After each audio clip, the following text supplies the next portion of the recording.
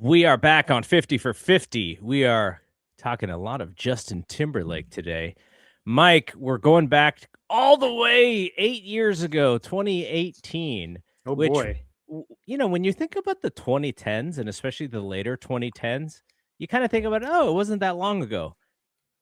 But everything pre-pandemic, when you think about it, seems like eons ago. It seems like eons. I mean, the pandemic itself. I mean, we're closing in on 7 years, and for even that to have been 7 years ago, when it still feels so like literally. I had people over yesterday, and one of the people that was supposed to come had to back out because they were exposed to COVID, Wow. and I was like I had like a little bit of a flashback, which is kind of dumb because I have had COVID in the last 18 months myself. Oh, geez. Yeah. So, it is very much still a thing, but the beginning of that to have been, January 2020, which is now 7.5 years ago, going on 8 years ago, is kind of insane. It Yeah. feels like a long time ago, and then just yesterday, kind of at the same time. It's weird how time works like that and how our memories work and how our brains work. Yeah, and I don't know if that's like a getting older thing or if it's a technology thing or maybe a combination, but yeah, it is kind of strange how that works. Yeah, I guess when we were like 10 years old, we never went to somebody in our family and was like, remember when I was 5? Remember half of my life ago? Yeah. Yeah. Um, I would suggest, just to anybody listening, I think we probably have a very vaccine positive listenership, but probably still a good idea to get that COVID vaccine. Get your bump up. I mean, every October I get my booster, and I'm very fortunate that in whatever the 6.5 years since the beginning of COVID, I've only gotten it twice. Mm-hmm. Because I know people who've gotten it like 5, 6, 7 times. Oh, tough. And living in New York City, like people are kind of packed on top of one another. It's hard to get the space. Back then it was super difficult. But yeah, I mean, get your flu shot, get your COVID shot. If you're our age, go get your shingle shot. That's the one that I need to get. Yeah, That's I got next that on my list. I got that about a month ago.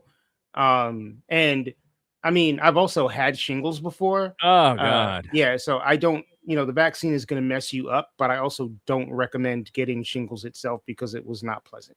There's another one. Is it the whatever that other one is? I want to space them out. I got that too. So I don't have to get them at the same time. But yeah, I'm definitely needing to jump on that train. So okay. So the reason why we're talking about this specific Justin Timberlake album, which is Man of the Woods, is because it just fit from a year's perspective when we were putting our list together, because we definitely wanted to talk about Justin, and 2018 was a spot for us to fill. And this album, we'll get into it. It's a little bit of like I don't know if it's a crossroads album or like a comeback from, just this insane celebrity run that he had as a pop star, as a TV star, as a movie star, to a decent level too. I mean, more than most musicians that make movies. I mean, he had a handful of successful movies. So I am not the biggest fan of this album, but I find the album very interesting just because it's a look at a celebrity pop star who's kind of coming down from insane fandom and trying to establish himself still as an artist. So I think it's an interesting album to talk about. Right. So let's look at 2018, the year in music, like we like to do at the beginning of every show. The only reason I put this is because I love this dude's name and he won American Idol. But Philip Phillips, January 19th, released an album, his first in 4 years, called Collateral. Oh, I thought you were going to say he won American Idol in 2018. I was about to say like that feels wrong. It feels like maybe 8 years before, maybe he won it, something like that. 6 years before, I don't remember. Also in January of 2018, Camila Cabello's debut solo album, made her the youngest artist atop the Billboard 200 with a debut since her later to be boyfriend Shawn Mendes did it in 2015. And you can tell I'm like, I know who these people are, but I don't really know songs by them. I know like Shawn Mendes has that one song Stitches that I really like. That is like the only Shawn Mendes song that I know.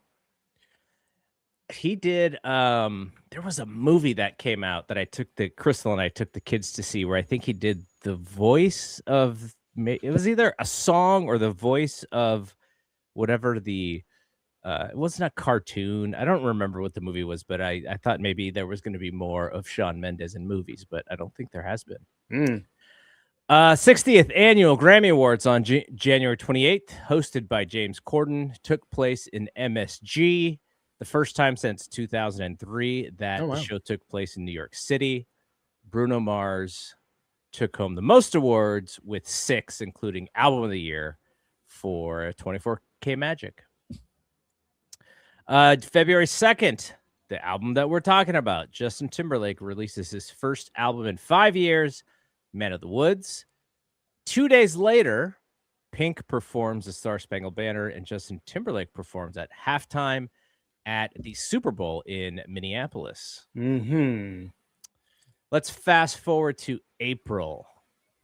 April 15th, Cardi B's debut album, Invasion of Privacy, debuted atop the Billboard 200, setting multiple streaming records among female acts. What is your relationship with Cardi B? There really isn't one. I think she's an interesting personality. I don't like her music. She's got that one that I like it, like that song with Bad Bunny. I like that song, but I liked the original song. So, but I don't, I don't, Cardi B does not occupy a particularly flattering space in my head. Got it. I don't really have an opinion of her, but it's probably because I know some of her stuff. I think she's kind of entertaining when she's in public, especially her voice and stuff. Yeah. And she's a personality. She's not a musician. Give me Rhapsody. Yeah, I'm with you on that. Yeah. All right. J. Cole released KOD, which debuted at #1 on the Billboard 200, as well as breaking the first day streaming record on Spotify, which was later broken by Post Malone's Beer Bongs and Bentleys and Drake's Scorpion.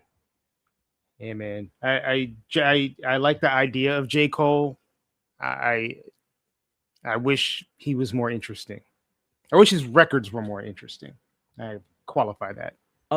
I feel like he got a lot of daps for kind of being the anti Drake in a sense, but because I remember what was the mixtape Friday Night Lights? Friday Night Lights. That's the only J. Cole album that I like.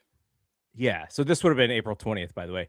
Yeah. I feel like there was like you heard like guys like Q-Tip and stuff like say, he's going to be one of the next guys.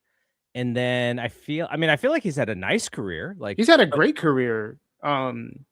But he's definitely on some like, and I hate to make this comparison. I'm not going to make the comparison. I was going to make the comparison to somebody and I'm going to stop short.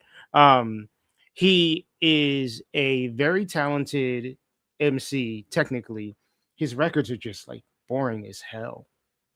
Yeah. That's kind of what I gather as well. Is like he's like a very serviceable rapper, but he doesn't make music that really sets people on fire. Right. Okay, so the next one is, I think we're fast forwarding all the way to June here. June 2nd, BTS scores a #1 album on the Billboard 200 with Love Yourself. There's a character here, and then Tear. Yeah. Making it the highest ranking Asian album on the chart and the first foreign language #1 album since 2006.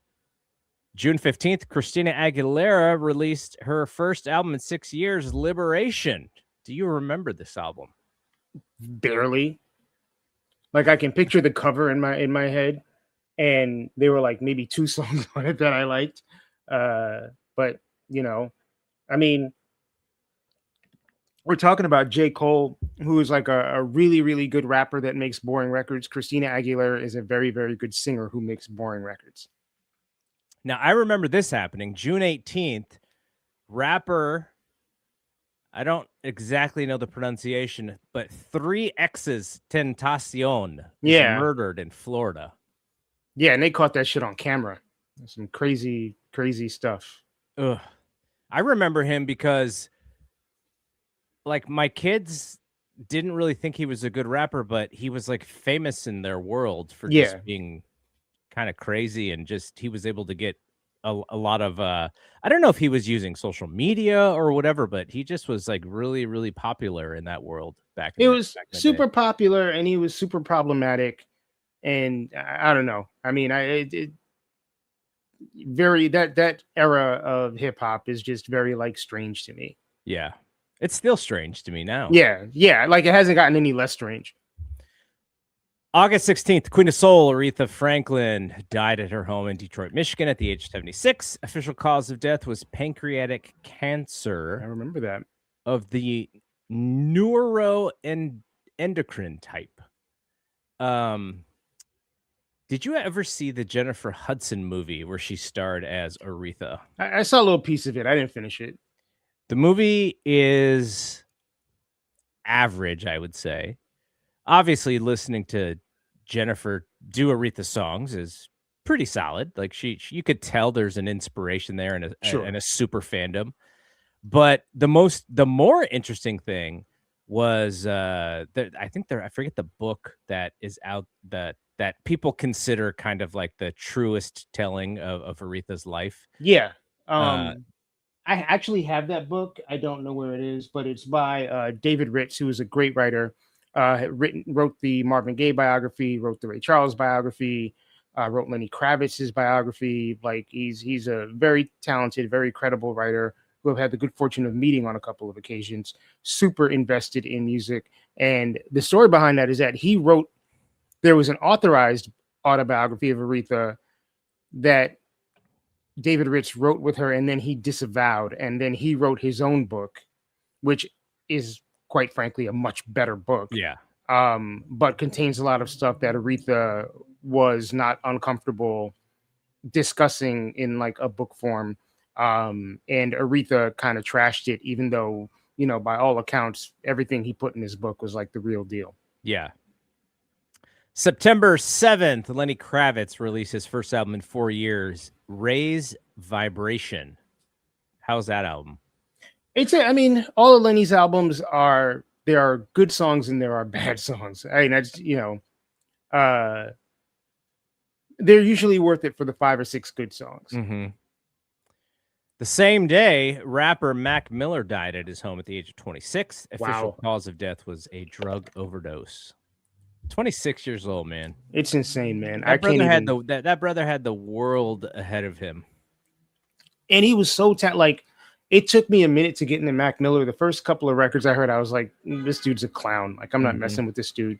But Swimming, like the album that came out right before he passed away, like that album is dope.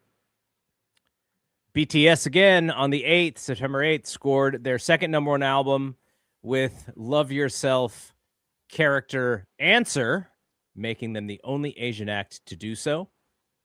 On the 14th, Carrie Underwood released Cry Pretty, which broke multiple records. She became the first female country artist ever to top the Billboard 100. Cry Pretty.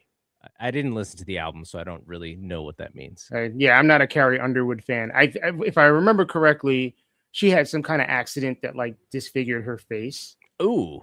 And, you know, obviously had corrective surgery to like, but I think the title of that album was derived from the injury. Like she got cut with something or like fell on something or like whatever. The same day, Tony Bennett released his first collaborative album in 4 years, Love Is Here to Stay, with Diana Krall. And on the 19th, for their first and only collaboration, Columbia Records released a single between two deceased rappers, Lil Peep and 3X Tentacion. Is it just XXX Tentacion? I think maybe. Okay. Falling Down. And so I don't know, were they taking advantage of the passing? Or Of course, that's what record companies do. Like, I'm sure there's, I mean, cautionary tale for, people out there. It's like, you're worth more dead to these companies than you are alive. Yeah. Okay. The 24th, Cardi B again extends her record for having the most number ones for a female rapper, total of 3 so far, with the collaboration Girls Like You with Maroon 5. And on November 16th, Mariah Carey released her first album in 4 years, Caution. Mm-hmm. All right, let's talk about Justin. So Justin Timberlake, born Justin Randall Timberlake, January 31st, 1981, in Memphis, Tennessee. Supposedly, one of his grandfathers had jammed with Elvis Presley and gave Justin his first guitar lessons. He appeared on Star Search at the age of 11 performing country songs. Do you remember this? I don't remember it, but I've seen like the footage. Okay.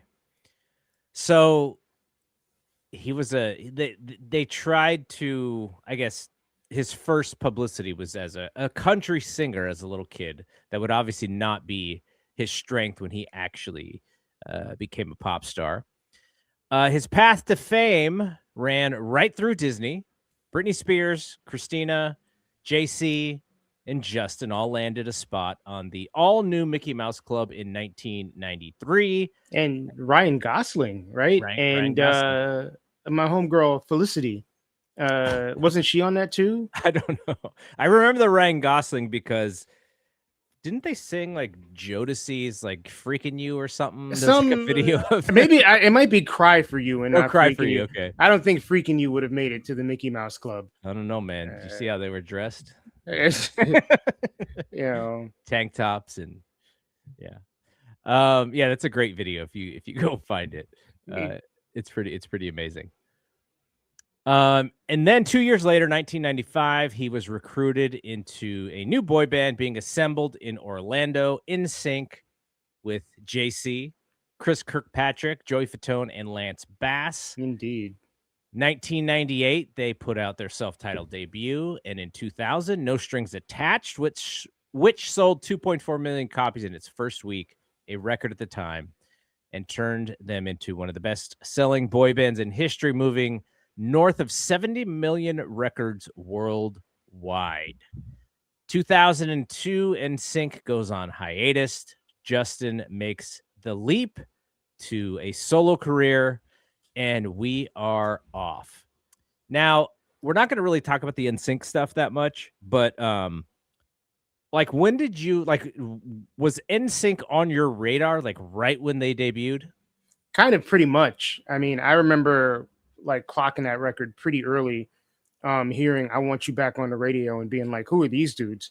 So yeah, and obviously like working in a record store at the time, even though like, one of the funny things is that the store that I was working at the time was sort of like in the deep Bronx.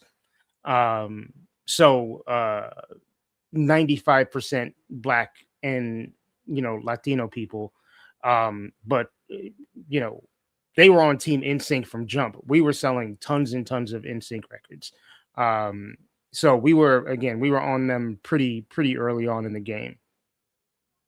And by the time Celebrity came out, I remember, and this podcast its roots were kind of set in the opinions days. Yeah, I remember when Celebrity came out because everyone and their mama was trying to get that first review. Yeah.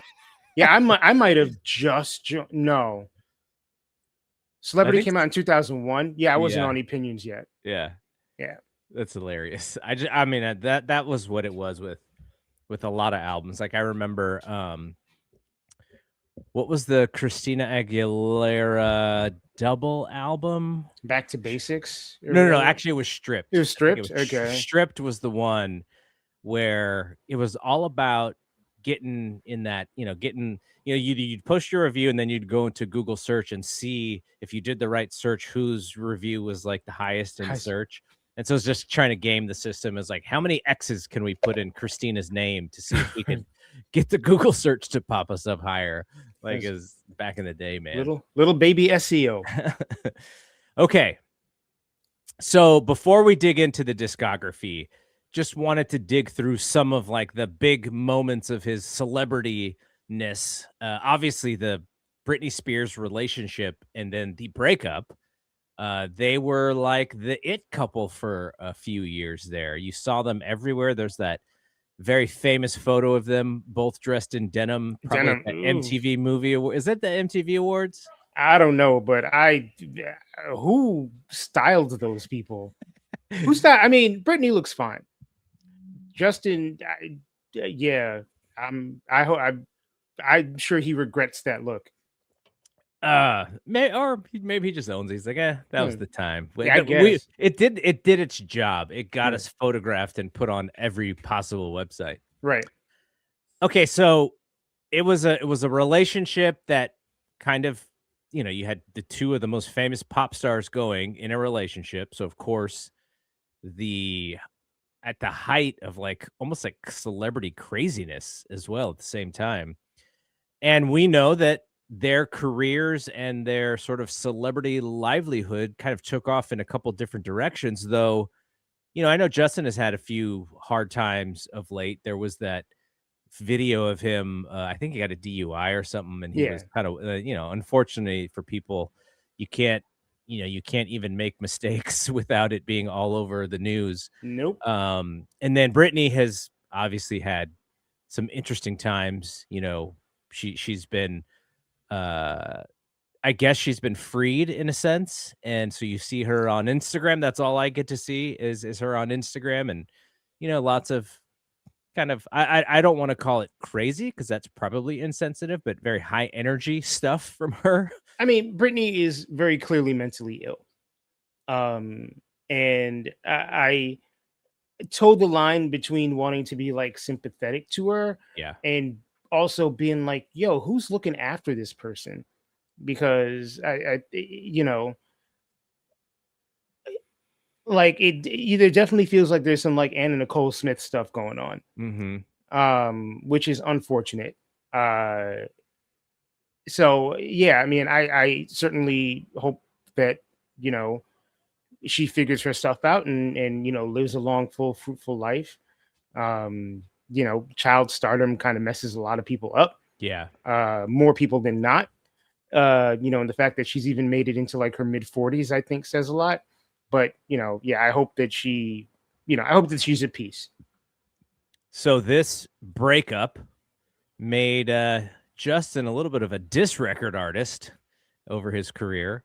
There are a few songs about Britney in his catalog. Cry Me a River was the first one. Mm-hmm. And then in 2023, Britney wrote her memoir, and she alleged she's flat out said that Justin Timberlake pressured her into an abortion in 2000.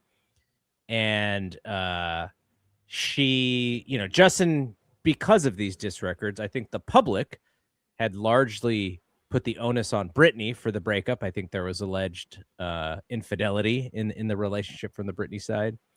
And, I think, there was it was publicly harsher on Britney from what I remember from that time frame. I mean, the way that the story rolled out at the time was that Britney cheated on Justin. And I mean, even if Britney did get pregnant and had an abortion, she could have still cheated on Justin. At the same time, it's also like, how much do we trust that Britney Spears is telling the truth in this case? Also, if it's 2000, Britney Spears would have been like 19 years old. There's no way that a 19-year-old pop star is going to have a child. Like, not only would, even if Justin had been like, yo, let's have the baby, all of her managers, her parents, like everybody would have been like, yo, you cannot do this. So to kind of throw that all on Justin. And, you know, I think over the last few years, Justin's become a very popular whipping boy. And some Which of it is, and he's come out and apologized for a lot of yeah, this stuff too. Like, hey, yeah, I get it. I'm a dude, and because of the things I did and said, the women in these stories took quite a bit of backlash, and I right, could have shielded them better from those stories. right, right. You know, but also like you know, anything Britney Spears says, I'm gonna take with a grain of salt because she ain't wrapped too tight. Um. So then, I guess the other kind of infamous incident was the Janet The Jackson titty. Super Bowl incident. We covered this during our Janet Jackson podcast. There's Yeah. even a clip of the whole conversation on our YouTube channel, so we will not rehash that here. But yeah, you know, Justin came out and he acknowledged and apologized for not shielding Janet or Brittany from a lot of the blame game, I guess, as it was said. And, you know, Janet has had to talk about it a lot too. And it seemed like she's just had the longer career. She had the more successful career. She could take the hit and probably still be okay. And I think she, you know, it was I don't know. We talked about it, but the rehashing of it is like, of course, like she should have been at fault here. This was It her was idea. her decision, her idea, her titty. Yes, exactly. Yeah. Okay, so then now I don't know if this is a hot take or not, but I find Justin to be an even more talented kind of comedic SNL style performer than even a singer. Like, Yeah. I think that is really his lane, but he chose correctly in where to make his money and where to get his career going. Obviously, the NSYNC thing, you can't look at that and go, no, I want to go do SNL. But I find Justin to be one of the best celebrity performers on SNL, maybe ever. Yeah. Yeah. I mean, he is, and he came up on the Mickey Mouse Club, which is essentially a variety show. You have to sing and act and do skits and sketches and all that stuff. So that's like a training ground for something like SNL. But he is, you know, he's funny. He's incredibly charming. Um, he can make fun of himself. Like he can be dorky. He can be goofy. Like all of that stuff. Like if his popularity had come in like the 70s or 80s, he would totally have like a variety show on TV. Mm-hmm, mm-hmm. Now, let's see. How long ago was Dick in a Box? Oh man, that was 2010, maybe 2011. It's so crazy that it was that long ago. Yeah, Dick in a Box. that was my ringtone for a while. That was like very early social media too, and you see that video pop around. Oh yeah. So he's married to Jessica Biel. 2009. Okay, wow, even further back. Actually, married Jessica Biel in 2012. Their first son, Silas, born in 2015. And Silas is actually a direct inspiration to the album that we're going to talk about. Mm-hmm. Supposedly, Silas in Latin means man of the woods, the forest / woods. Woods, yeah. And that's what the this album is called. And second son, Phineas, was born in 2020. By the way, are you yourself a man of the woods? I've been camping a couple times. Do you like it? Yeah, I did. I mean, I didn't, you know, as a kid, I grew up in a city. So to have like that, you know, open air and see stars and like all that stuff that I didn't really experience probably until I was in my 30s. And like, I like it. I like both. Like if I had, you know, I had unlimited resources, I would probably kind of travel back and forth. But, you know, there's something to be said for like camping and being outdoors and, you know, nature and all that stuff. I need a shower and a bathroom and a like a cabin, and I'm good. See, if I gotta go in a tent and I gotta lay down and try and fall asleep on some branches and leaves, I'm not having a great time. So I can mess with a tent. Although at 50, with chronic pain, I'm not so sure that I can mess with a tent, but I've slept in tents before. That's fine. Where I draw the line is like, I am not pooping in a hole. Like, you better find me a toilet that can flush. I can go with like an outdoor shower. I can go a couple days without a shower. That's fine. But you are going to give me restroom facilities. Otherwise, we are not doing the thing. I was speaking to somebody maybe like a month and a half ago. We were talking about camping, and they're like, yeah, there's we can make this trip happen, but there's no bathroom. And I was like, well, then we're not making the trip happen. Yes. I agree with you. I'm there with you. Yeah. Call me bougie, but you're the bougie Betty. I guess so. I don't poop in holes. You could never be on Survivor. Hell no. Hell no. Absolutely not. Okay, then he also recently has talked about or revealed his Lyme disease diagnosis, and he has described it as relentlessly debilitating, both mentally and physically. I know that it has affected him on tour as well. He's made that public. I mean, I can't even imagine trying to do all that stuff and have those effects. So, okay, a little bit of trivia about our guy JT. By the way, do you get offended when people call him JT, considering that there's already a JT? Not really. Can we give him a different nickname? We can't call him Timbo because there's already a Timbo. There's already a Timbaland. Justin Timberlake is a unique enough name that you don't need to initialize it. You just call him Justin Timberlake. I mean, JT is James Taylor. That's kind of the bottom line. Right. But generally speaking, I consider age and ethnic demographics, and I can switch between JTs, and the person will know who I'm talking about. Yeah, I think so. I mean, the people, if maybe my pops would be like, talking about James Taylor, but other than that, probably most people would say, okay, you're talking about Justin Timberlake, yeah. He's the youngest ever inductee into the Memphis Music Hall of Fame in 2015. Songwriters Hall of Fame Contemporary Icon Award in 2019. And we mentioned the SNL. He's part of the Five Timers Club. Yeah, he gets like a jacket or something, right? Yeah, there's a bunch of skits about it. I think there's like a smoking. I don't know, whatever. Is it like is Tom Hanks like the kind of the OG of it? Like, who's the person who's hosted? I would say it's probably like Steve Martin who's hosted SNL. Yeah, I think you're right. I think you're right because he's been around the longest since the 70s. All right, let's talk about these albums. Justified, November 2002. Not to jump back and cut you off a quick second. Alec Baldwin has actually hosted SNL more than anybody else. And you know what? That makes sense because I think some people feel like he's just kind of part of the cast. The cast, yeah. Again, but yeah. Okay, Justified 2022. Yes. Now, you and I, this is the year that we met, I believe, right? Mm-hmm. It was. 2022. Okay, so we knew this dude is on the come up.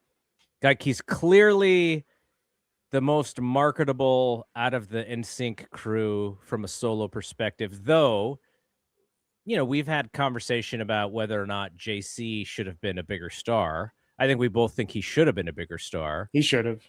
And, for maybe you couldn't have two NSYNC guys going solo at the same time and being successful. Maybe the public was just always going to choose. But there were some turns in that career that probably could have been avoided for JC. Agreed.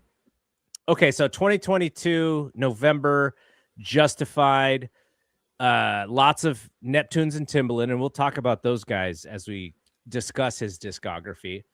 Brian McKnight is around at this time, and there's a Brian McKnight and Justin Timberlake segment on the old Wayne Brady show.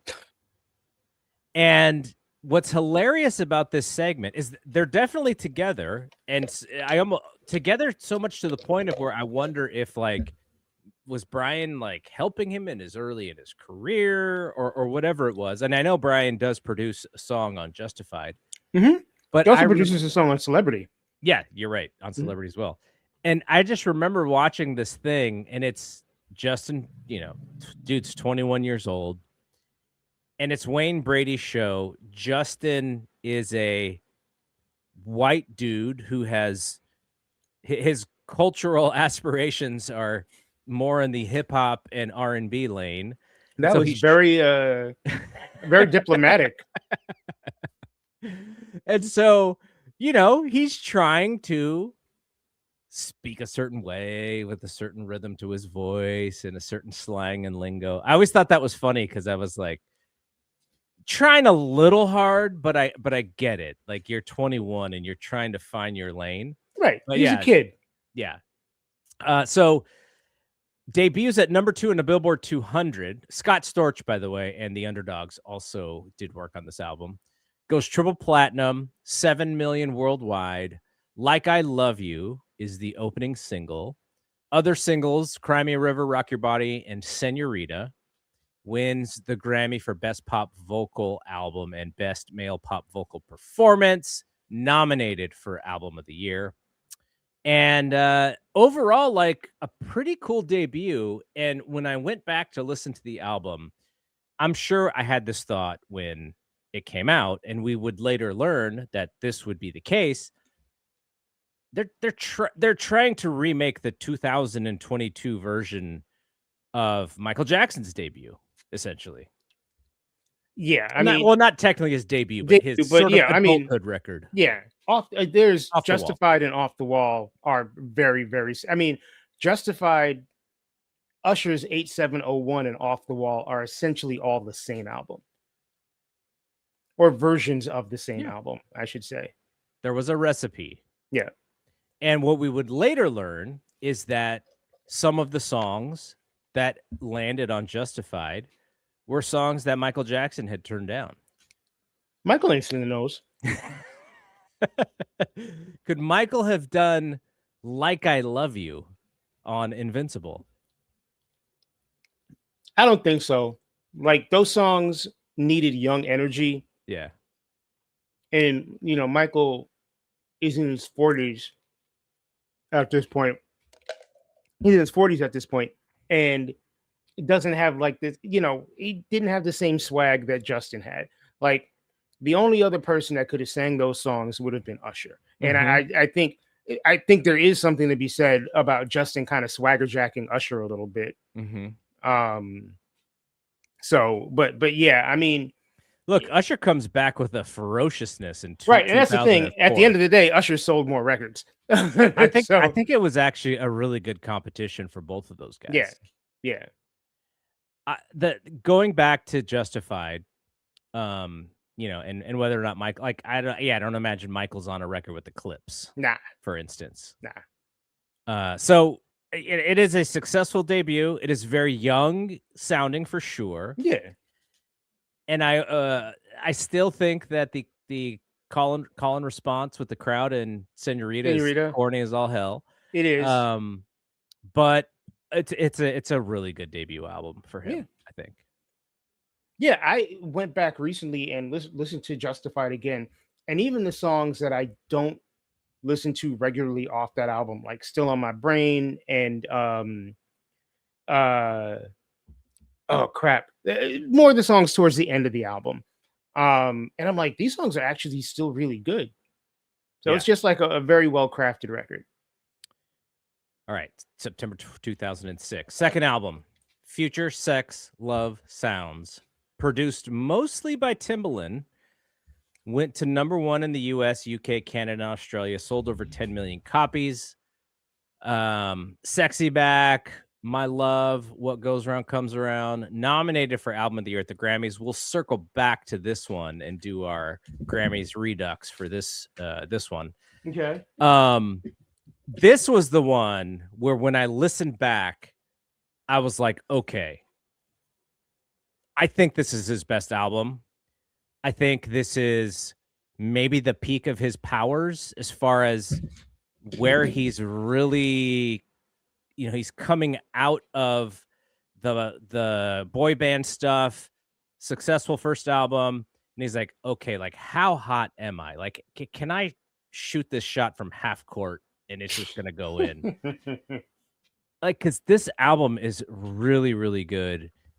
It's not as how would you say, formulated as Justified. It's a little looser, though very well produced and very well thought out. And he's trying to portray maybe a little like maybe there's like if Justified was just Michael Jackson off the wall, like this album is like I'm kind of Michael, and there's like a little tweaking of Prince, and there's some other stuff in there. Like I think this is his opus. I actually think Justified is I can listen to Justified more like straight through. Mm-hmm. There's a couple of songs on Future Sex Love Sounds that are just bad.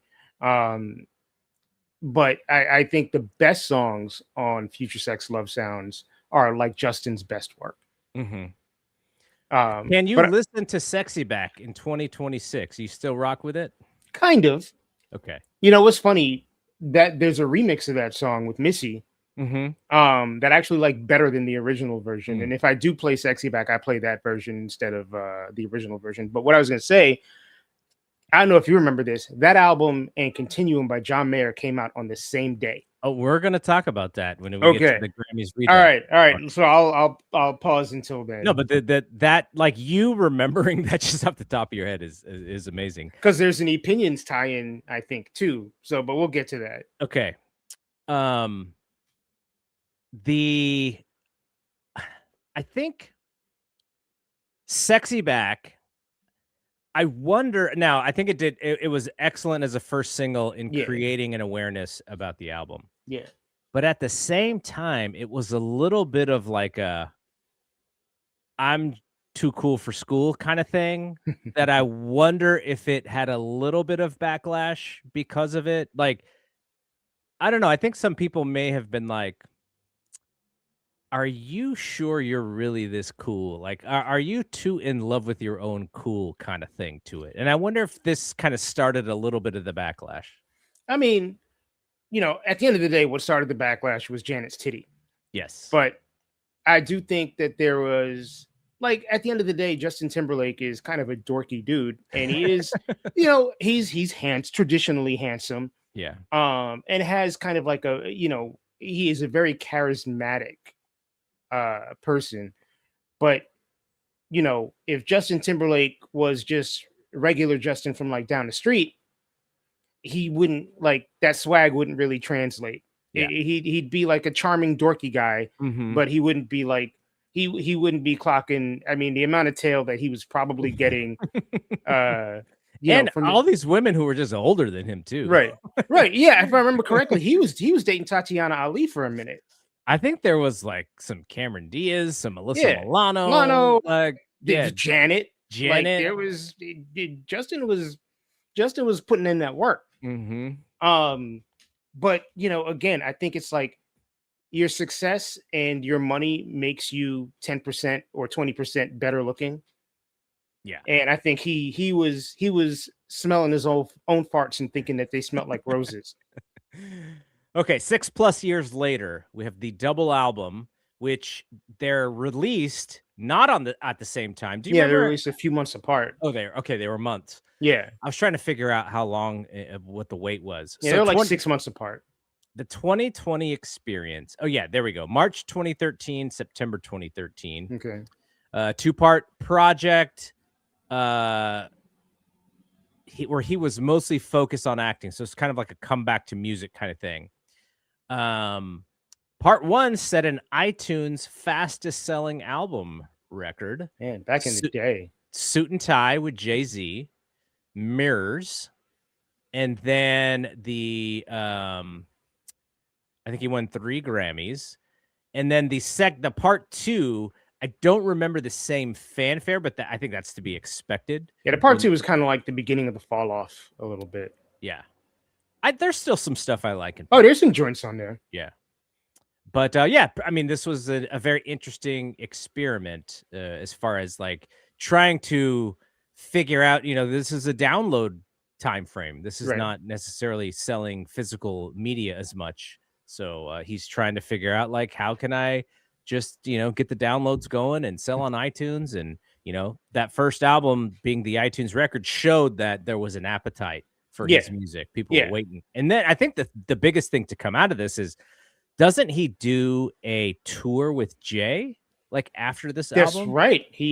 I see. I've completely forgot about that. I feel like it was like a stadium thing. Like they specifically wanted to do like a stadium tour off of this. And was it Magna Carta Holy Grail, or Yeah. is that the supporting album for Jay-Z? Yeah. Yeah. Because Which Suit is and Tie is him and Jay-Z is the lead single off of the first album. Which is crazy because like 15 years before that, you think like the first NSYNC album is out and Hard Knock Life is popping off for Jay. And you're like, who would think that 15 years later, these two would be making a record and going on tour together? Yeah, that is kind of funny. Yeah.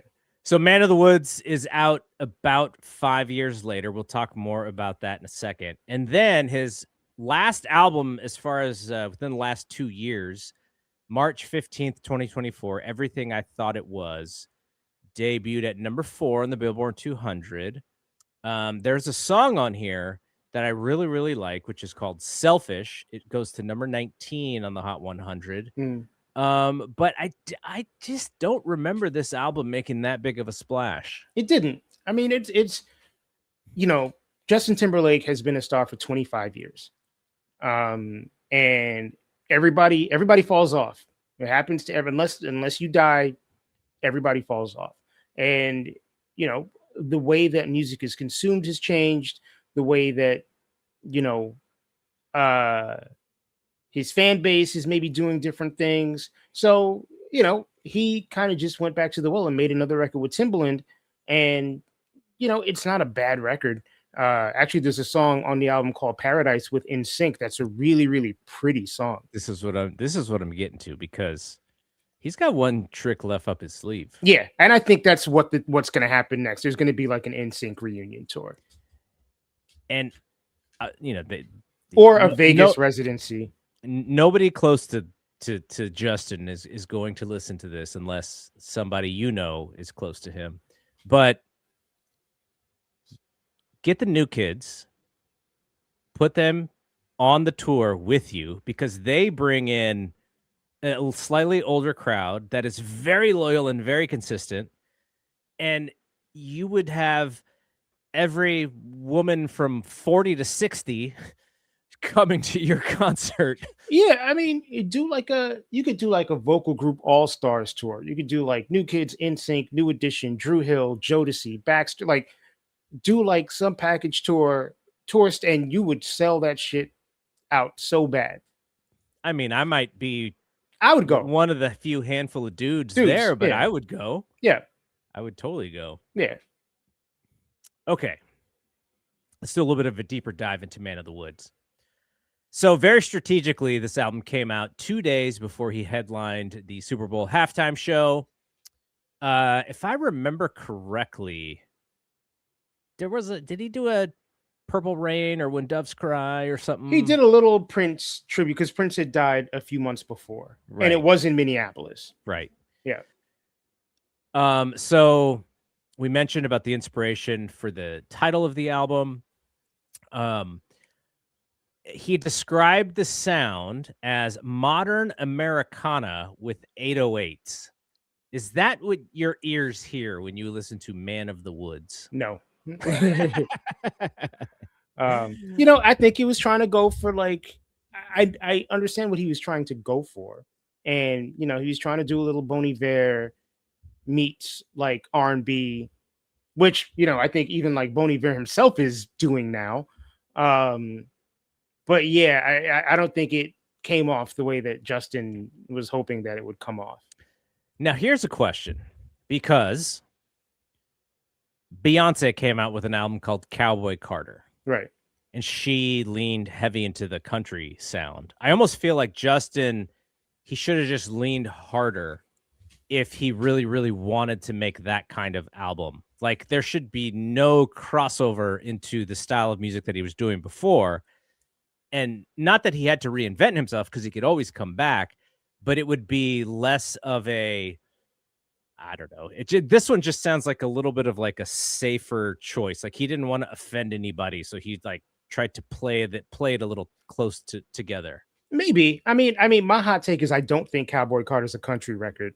I think it's country influenced. Mm-hmm. But I don't. I mean, it's a Beyonce record with a country influence. Mm-hmm. But I do think that there's a lot of people now who are like blurring the lines between, all of these country people that are out now have been influenced by hip hop, right? Mm-hmm. So there's redneck ass black people hating dudes making records over fucking like 808 over hip hop, over trap drums, and like collaborating with rappers, which is really weird.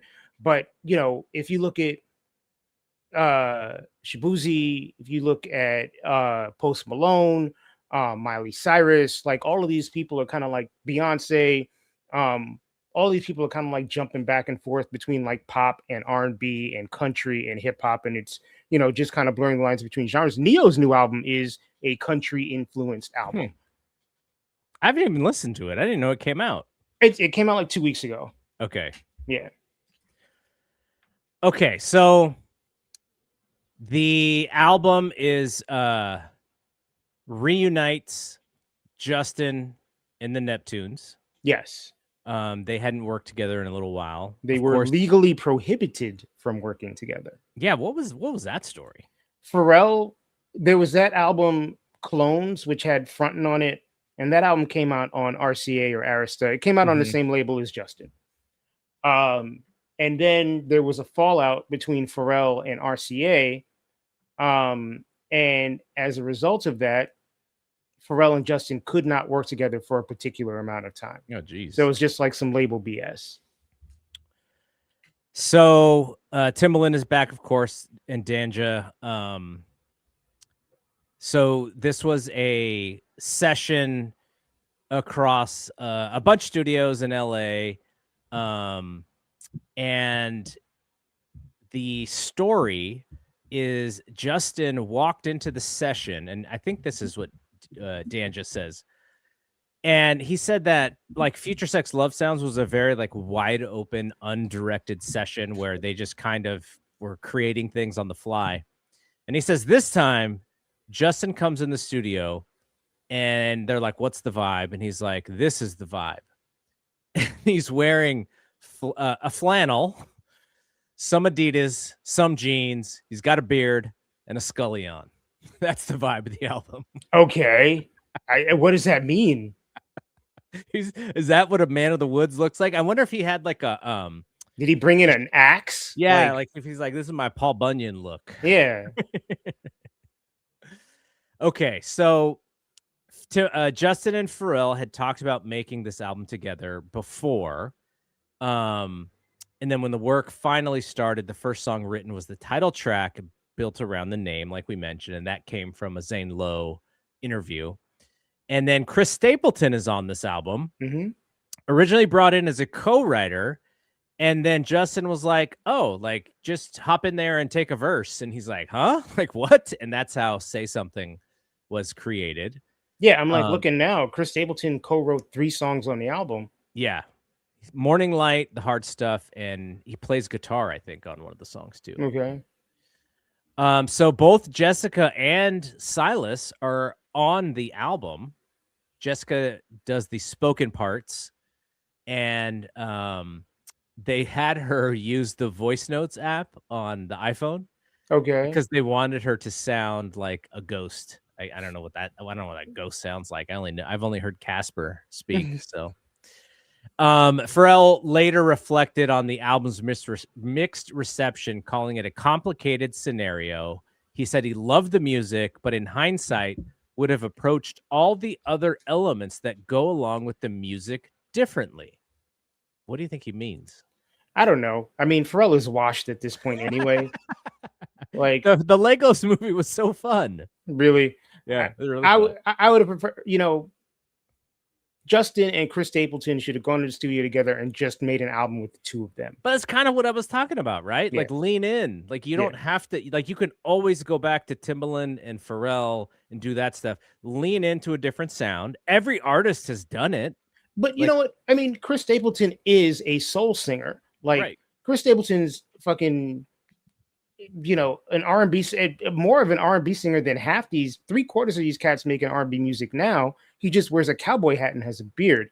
Yeah, and he's gonna have a different idea into what you should chase on the project. Yeah. Yeah. I will say, and I don't have to spoil this, none of these songs on this album are in my top 5. No. No, definitely not.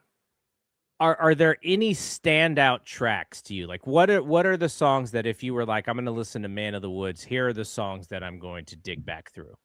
Like, honestly, there's 2 songs on this album that I still listen to today.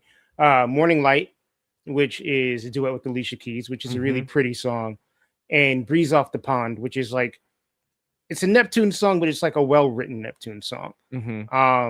It's not like lazy or anything like that. Those are the 2 songs from this album that I, that still get play on a somewhat regular basis in like my library. It just seems like this guy wanted to do an album where he could just say the F word all the time. I mean, he could have made like a regular R&B album and said the F word all the time. Chris Brown does it. But if you listen back through his songs, like he will curse sparingly. Yeah. But he says the F word on multiple songs as if it was like the perfect lyric for this song. And I'm just like, I guess maybe that's what you were feeling at that time. But I mean, Justin's not the world's greatest songwriter. And I really feel like he, over the years, he probably should have stepped up his game in that arena, and he hasn't, and that's been a little bit disappointing. But yeah, I mean, I think if you're looking for like depth, there really isn't any there. So, what you end up with is something like that. Filthy's the lead single. This is a bad choice. Yeah, he's trying to do Sexy Back Part 2. Yeah. I was even thinking like some of that stuff from the Timbo album, like Give It to Me or what, just that kind of like that's where his mind was at. Midnight Summer Jam, Neptune's kind of funk soul jam. That song's okay. Yeah, I mean, I would agree with you. Say Something is interesting. Like, I don't think it was, knock it out of the park, but it was different, and I liked the style of the song. But yeah, other than that, like, there's not a ton that I found to be even really memorable when I went through it again. Because I remember when this album came out, I was like, okay, I'm gonna listen to it, then I'm gonna listen to it again, and I'm gonna see what I think the second time. Because the first time I was like, oh, gosh, this is not that good. Yeah. And then the second time, I was like, okay, yeah, my first thought was correct. Like, this album is just not that good. Yeah, it's not. I shelved it. And then, so when I came back to it, I kind of did the same thing again. I was like, okay, listen to it. I know what my previous thoughts were, and then I'm going to listen to it again, and I'm going to see what stands out as kind of memorable. And got nothing. There wasn't much. Yeah. There wasn't much. So it received pretty mixed reviews across the board. Some really bad reviews, by the way. But I think some of this was also just like, there was expectations of, like this fantastic album, and he probably underdelivered to those expectations. But again, I don't really blame him, because his life is much different in 2018 than it was in 2006 and 2013. I guess the pressure that you would have when you're an artist at his level, I can't even imagine. Like, you're like, oh my gosh, it's been 6 years. Like, what do I get? How can I redo Future Sex Love Sounds, or how can I redo the 2020 Experience and recreate kind of like the marketing masterpiece as well that those 2 albums were? It's just a different time. Yeah, I mean, and the reality is, like, don't chase that. Like, you got your success, you got your money. If you're a musician, like, follow your muse, make an artistic record, which I guess he tried to do. It just didn't like come off the way that he wanted it to come off, I guess. So, I mean, I guess kudos to him for doing something a little bit different. I guess, the intent was admirable, just the execution wasn't great. Yeah. So a few more pieces of trivia here. He voiced King Arthur in Shrek the Third, and he was Branch in Trolls, and he had "Can't Stop the Feeling" from the Trolls soundtrack, which earned him an Academy Award nomination. That's right. Yeah, that song's fun song for a kids movie for sure. I love that record. Yeah. All right, let's get to the tiers. Now, what albums would you have in the must-listen tier for Justin Timberlake listeners? I would probably put the first two in there. I think I'm with you. Yeah. If you wanted to put the part 1 of the 2020 experience, I would be okay with that. Part 2 of the 2020 experience is definitely lesser than. But where would you put Man of the Woods and Everything I Thought I Was, in the mid or for the for stands only category? I mean, Man of the Woods is for stands only. I think everything else can fall into the mid category. Yeah, I think you're right. What about your no skips rating? It's like a 4. That was what I had. 4 or 5. Okay, now what I wanted to do, and sometimes we do this idea of like, who would we rather see produce like a full album of their work, Jam and Lewis or Babyface? Instead, I wanted to do a Pharrell versus Timbaland. I think this one is actually a lot easier than I realized when I put this together. But if we look at the Pharrell Neptune songs, so you got a lot of stuff from Justified, Like I Love You, Rock Your Body, Senorita. He's on 9 of the 16 tracks in Man of the Wood. He's not on Future Sex Love Sounds or 2020 Experience or Everything I Thought I Was. Right. And so it's really heavily on the first 2 albums. Plus there's NSYNC's Girlfriend that I think that's him. Yeah. And then you have Timbaland with 4 tracks on Justified. Cry Me a River is the biggest hit there. And then he's all over Future Sex Love Sound. He's all over 2020 Experience.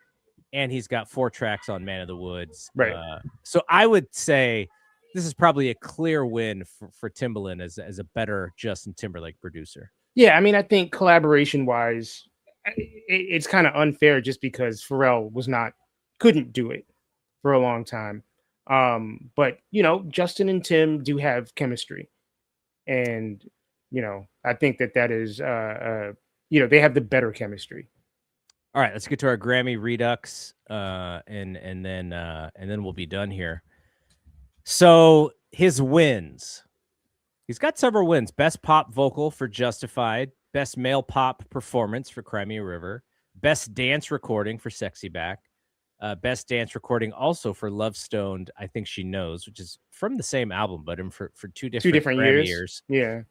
Best Rap Song Collaboration, My Love, also wins for What Goes Around Comes Around, wins for Best Video for Suit and Tie, R&B Song, Push Your Lover Girl, Rap Song Collaboration, Holy Grail with Jay-Z in 2014, which is actually on Jay-Z's album. Right. And let's talk about the most interesting loss that I think he had. So Future Sex Love Sounds gets nominated for Album of the Year. Here are the other nominees. Stadium Arcadium, Red Hot Chili Peppers. Saint Elsewhere, Gnarls Barkley. Continuum, John Mayer. And Taking the Long Way, the Dixie Chicks. Right. Who should have won in this year? John Mayer. That was my thought too. Yeah, I mean, who should have come in second? Ooh, I might go with Gnarls Barkley on that one.